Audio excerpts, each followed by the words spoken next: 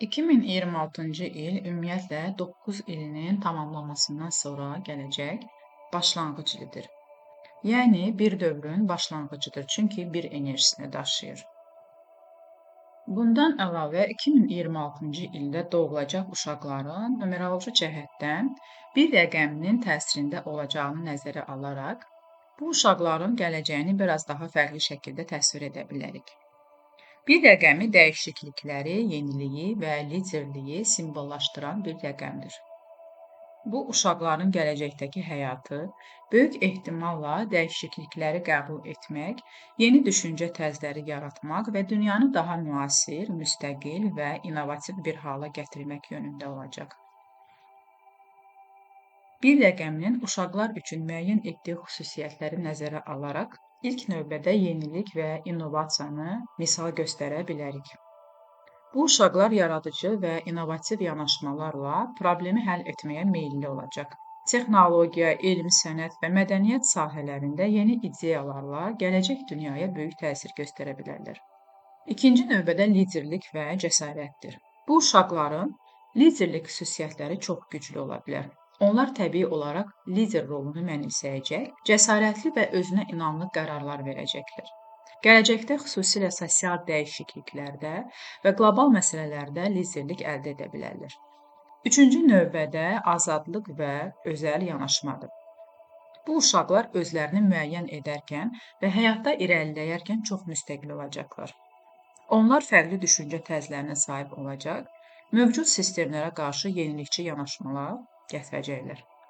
Bir rəqəmi həm dəyişiklikləri, həm irəliləyişi təmsil edir. Bu uşaqlar dünya sistemlərini, iqtisadiyyatları, texnologiyaları və sosial strukturları dəyişdirmək üçün güclü potensiala sahib ola bilərlər. Növbəti olaraq texnologiya və süni intellekt sahəsidir. Bu uşaqlar böyük ehtimalla texnologiyanın inkişafında, süni intellektin idarə edilməsində və bu sahələrdə yeni həllər tapmağı təmin edəcək. Yeni texnoloji dövrün liderləri və təşəbbüs sahibləri ola bilərlər. Ekoloji dəyişikliklər və sosial hədələr. Bu uşaqların bir çoxu sosial və ekoloji məsələlərə duyarlı olacaqlar. Yəni gələcəkdə dünyanın ekologiyasını qorumağa yönəlmiş layihələrə rəhbərlik edə bilərlər. 2026-cı ildə doğulacaq uşaqlar həm öz cəmiyyətlərinə, həm də qlobal ölçüdəki problemlərə daha geniş bir perspektivlə yanaşacaqlar. Bir rəqəmin enerjisi bu uşaqları dünyanın müxtəlif mədəniyyətlərinin, millətləri və xalqları arasında körpü qurmağa təşviq edə bilər.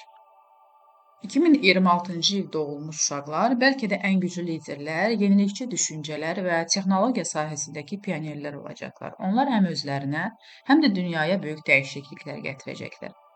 Bütün bu dəyişiklikləri idarə edəcək olan bu nəsil həm texnologiya sahəsindəki inqilablara, həm də cəmiyyətin daha empatik, humanist və əlaqəli bir formaya doğru inkişaf etməsinə böyük təsir göstərə bilər.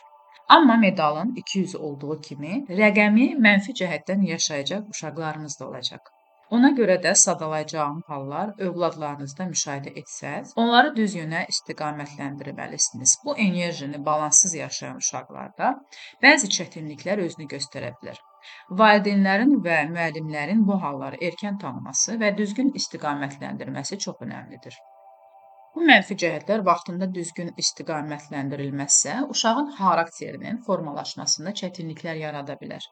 Bu səbəbdən valideynlərin və müəllimlərin bu xüsusiyyətləri erkən mərhələdə tanıması olduqca vacibdir. Ən çox müşahidə oluna bilən mənfi hallardan biri həddindən artıq egosentrik davranışdır. Onlar öz fikirlərini hamıdan üstün görə, başqalarının duyğu və düşüncələrinə qarşı laqeyd qala bilərlər. Bu vəziyyət paylaşmaqda, güzəştə getməkdə və komanda ruhunu qəbul etməkdə çətinlik yarada bilər. Əgər bu xasiyyət balanslanmasa, uşaq gələcəkdə münasibətlərdə anlaşılmazlıq və tənhalıq hissi yaşaya bilər. Digər mənfi cəhət səbirsizlik və tələskən qərar verməyə meylli ola bilərlər. Bir rəqəminin enerjisi hər şeyin tez baş verməsi istəyi üçün bu uşaqların nəticəni dərhal görmədikdə məyus ola, başladığı işləri yarımçıq qoya bilərlər. Uğursuzluğa qarşı dözümsüzlük isə onların özünə inamını zəiflədə və daxili gərginlik yarada bilər. Uşaqlarda qaydalara və avtoritet fiqurlarına qarşı həddindən artıq üsyankarlıq da müşahidə oluna bilər. Onlar sərt nəzarəti qəbul etmir, öz bildikləri yolla getmək istəyirlər. Bu isə valideyn, müəllim və cəmiyyətlə konfliktlərə səbəb ola bilər. Əgər bu enerji düzgün yönləndirilməzsə, uşaq qaydaları tamamilə rədd edən bir xarakter formalaşdıra bilər. Müstəqillik arzusu bəzən onları həddindən artıq təkliyə sürükləyə bilər. Hər şeyi tək etməyə çalışmaq, yardım istəməmək və emosional dəstəkdən uzaq qalmaq sosial əlaqələrin zəifləməsinə gətirib çıxara bilər. Bu vəziyyət zamanla içə qapanma və insanlarla ünsiyyətdə çətinliklər yarada bilər. Bir rəqəminin mənfi tərəflərindən biri də uğur üzərində qurulan daxili təzyiqdir.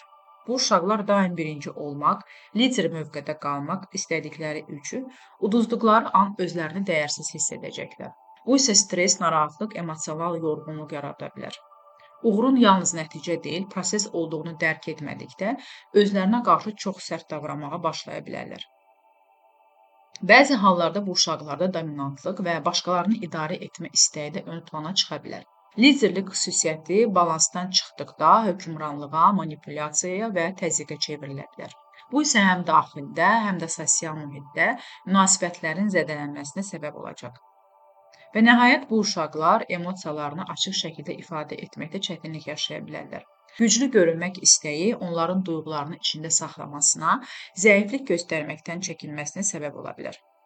Bu bastırılmış emosiyalar zaman-zaman qəfil qəzəb partlayışları və daxili narahatlıq şəklində üzə çıxa bilər. 2026-cı ildə doğulacaq uşaqlar böyük potensiala malik olsalar da, bu güc düzgün istiqamətləndirilmədikdə xarakterdə balansızlıqlar yarada bilər. Valideynlərin əsas vəzifəsi bu uşaqlarda liderliyi empati ilə, müstəqilliyi məsuliyyətlə, gücü isə sevgi və anlayışla birləşdirməkdir. Düzgün yönləndirilmə ilə bu uşaqlar həm öz həyatlarında, həm də cəmiyyət üçün faydalı, sağlam və güclü fərdlərə çevrilə bilərlər. Həyat alma-vermə balansı üzərində qurulub. Balansı qorusan, yeni karma yaratmazsan və yolun daha aydın olar. Əgər bu mövzu sənə dəyər qatdısa, kanala abunə ol, videonu bəyən və dostlarınla paylaş. Sənin dəstəyin bizim işığı daha çox insana çatdırır.